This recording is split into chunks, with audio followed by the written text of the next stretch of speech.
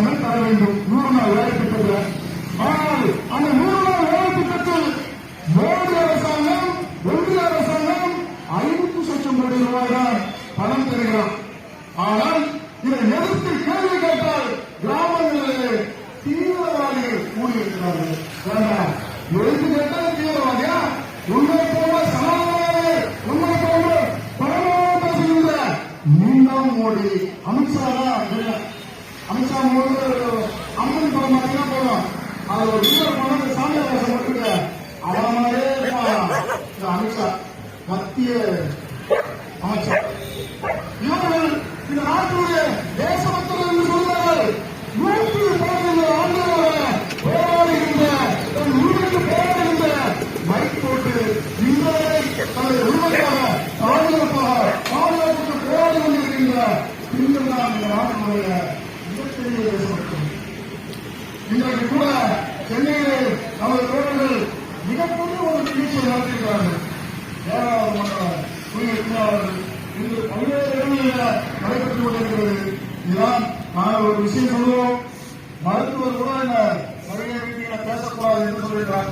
அவரோட ஆலோசனை கூட இந்த வெளியிலிருந்து செய்தி சொல்லிட்டு கேட்டுக்கலாம் இருக்கிறோம். மே 1 தொழிலாளர் தினம்.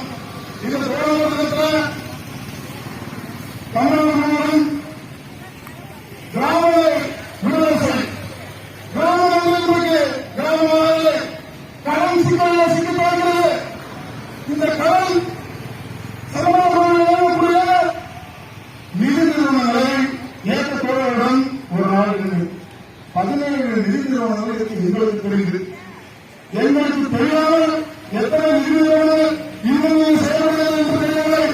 இந்த நிதி நிறுவனங்களுக்கு ரிசர்வ் பேங்க் அனுமதி கொடுக்கிறது. ரிசர்வ் பேங்க் வழிகாட்டும்போது இவர்கள் நடத்துகிறார்கள் என்றால் இல்லை. ஆனால் அனாவட்டம் இந்த மாவட்டம் முழுவதும் இவர் இந்த மாவட்டத்தில் மட்டும் 13 பெண்கள் தங்கள் தற்கொலை செய்திருக்கிறார்கள்.